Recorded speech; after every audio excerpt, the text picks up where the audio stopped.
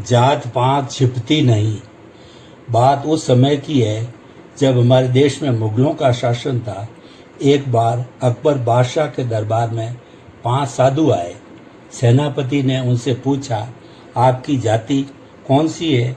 इतना सुनते हुए उनमें से एक बोला, जाति से क्या लेना देना, आप कोई ज्ञान की बात पूछिए। साधु की जाति तो उसका ज्ञान ही होती है। कहा भी जाता है कि जाति न पूछिए साधु की, पूछ लीजिए ज्ञान। मोल करो तलवार का, पड़ा रहने दो म्यान।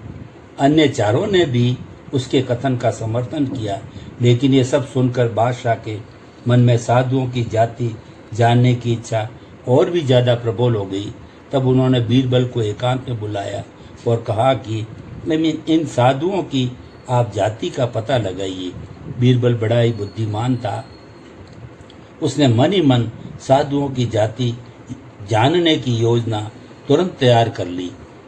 अगले दिन बीरबल ने सभी साधुओं को दरबार में बुलाया और उनसे प्रश्न पूछा कि आप सभी भगवान को मानते हैं? और इतना सुनते ही साधु बोले, अरे वाह, यह भी कोई पूछने की बात है।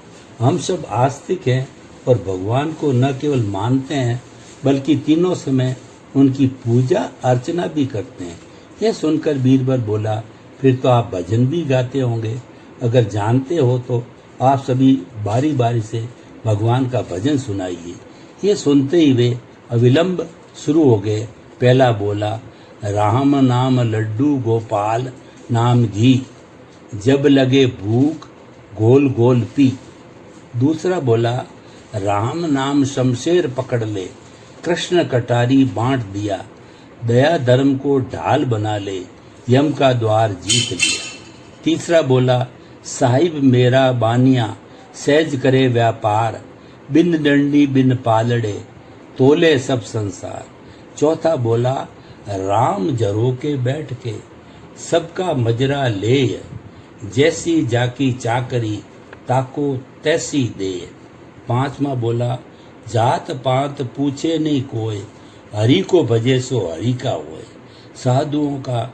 साधुओं द्वारा कहे हुए दों को सीन कर बीरबल बोला, महाराज, पहला साधु ब्राह्मण है, दूसरा क्षत्रिय, तीसरा वैश्य, चौथा शूद्र और पांचवा वर्ण संकर है। बादशाह ने साधुओं से पूछा, क्या बीरबल महाशय सही फरमा रहे हैं? तो उन सब ने अपनी स्वीकृति दे दी। लेकिन बादशाह को बीरबल पर बड़ा आश्चर्य हो रहा था कि उन्होंने ये सब कैसे जान लिया। और आखिर में बीरबल से पूछ ही लिया कि आपने कैसे जाना।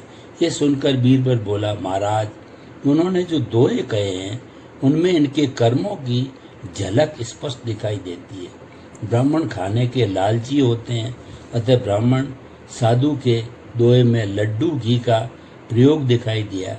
इसी प्रकार क्षत्रिय साधु के दोहे में शमशेर, कटार और ढाल का तथा वैश्य साधु के दोहे में डंडी और पलड़े का उल्लेख था। यह बात शूद्र साधु की है।